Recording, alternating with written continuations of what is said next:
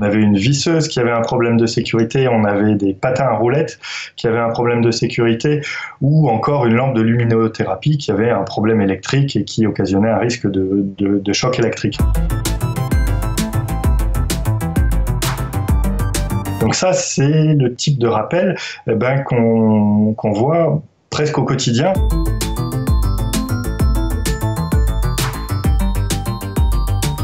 Il y a différents motifs de rappel.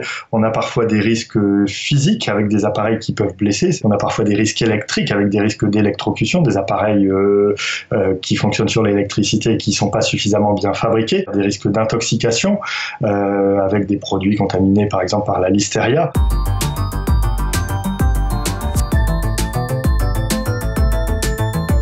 Sur les enfants, c'est vrai qu'il y a assez régulièrement des rappels de jouets. On a eu récemment un jouet avec des animaux à roulettes qui avait une cordelette qui présentait un risque d'étranglement pour les enfants, donc ce jouet était rappelé, ou des voitures, des petites Formule 1 pour enfants avec ce qui est un motif de rappel assez fréquent, des petites pièces qui pouvaient se détacher et qui entraînent donc un risque d'ingestion et donc un risque d'étouffement pour les plus jeunes. Il y a énormément de modèles qui font l'objet d'un rappel pour raison de sécurité et pour lequel le grand public n'est absolument pas conscient et n'est absolument pas informé qu'il y a un rappel et qu'il ne faut plus utiliser ce produit.